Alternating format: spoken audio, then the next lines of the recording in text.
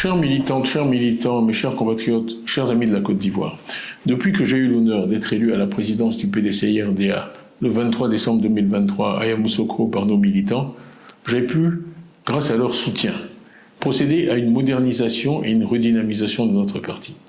L'équipe que j'ai mise en place et moi-même avons souligné, identifié sans concession les difficultés auxquelles font face chaque jour les Ivoiriens et nous avons proposé aux Ivoiriens une autre manière de faire de la politique et de diriger notre pays.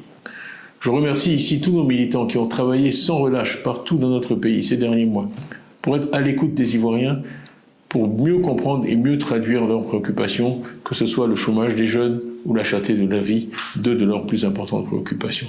Donc merci donc à tous nos vaillants militantes et militants pour leur travail. Grâce à ce travail, nous avons suscité chez nos compatriotes un engouement réel pour notre parti. Ainsi, le nombre de nos adhérents a doublé au cours des 12 derniers mois. Malheureusement, ces avancées annonciatrices de notre prochain retour au pouvoir d'État ont déclenché des attaques répétées et injustifiées, avec la justice pour principal instrument. En effet, depuis plusieurs mois, le PDCI-RDA et moi-même sommes l'objet d'un harcèlement judiciaire inique et insidieux, orchestré dans l'ombre, mais porté à visage découvert par des personnes manipulées, avec pour seul objectif de nous écarter de la vie publique et politique, de nous priver de nos droits fondamentaux de citoyens et de porter atteinte à ma dignité, allant jusqu'à me contester ce qui est le socle de toute existence humaine, ma nationalité.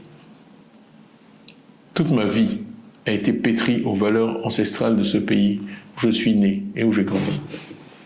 L'éducation que m'ont inculquée mes parents est fortement inspirée de la philosophie humaniste faite de paix, de respect de la personne humaine, de tolérance, de rejet de toute forme de violence que le père fondateur de la nation ivoirienne, Félix Houphouët-Boigny, nous a légué. Malheureusement, il semble que certains d'entre nous n'ont rien retenu de l'histoire récente et combien douloureuse de notre pays. Toutes ces manigances que nous voyons chaque jour visent à entraver la marche vers le pouvoir d'État du PDCI-RDA, qui m'a plébiscité d'abord comme président du parti en décembre 2023, et puis en avril 2025 comme son candidat à l'élection présidentielle d'octobre 2025.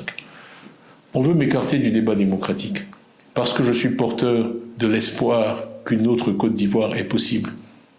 Ma voix est une voix que nos adversaires veulent éliminer, non par le pouvoir de leurs idées, mais par la persécution et par l'instrumentalisation de la justice à des fins politiques et partisanes.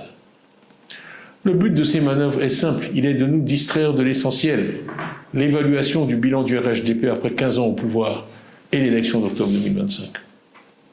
Alors que l'on était en droit d'espérer des élections inclusives, transparentes et apaisées, force est de constater que la radiation injustifiée du candidat du PDCI-RDA vient s'inscrire dans la logique de l'élimination des leaders des principaux partis politiques de l'opposition pour se garantir des élections sur mesure et une victoire certaine.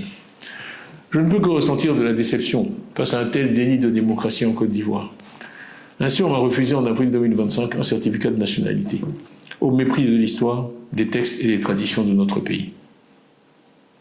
Plus grave, il se dessine une volonté claire de mettre notre parti, le PDCI-RDA, sous contrôle, sous tutelle, à un moment où l'espérance en un retour du PDCI-RDA au pouvoir, après 25 années d'opposition, est partagée par beaucoup d'Ivoiriens et par tous nos militants et tous nos sympathisants. Ce que nous défendons transcende nos personnes. Dans l'intérêt du parti, j'ai donc décidé de remettre entre vos mains, à vous les militants, mon mandat de président du parti. Cette décision ne change rien à l'engagement que j'ai pris en décembre 2023 de conduire personnellement notre parti à la victoire en octobre 2025 pour libérer notre pays de la peur et de l'injustice, et je le ferai. Je sais qu'après m'avoir élu en 2023, vous m'accorderez de nouveau votre confiance, sachant que les autorités ont récemment affirmé que j'étais, et je les cite, indubitablement ivoirien.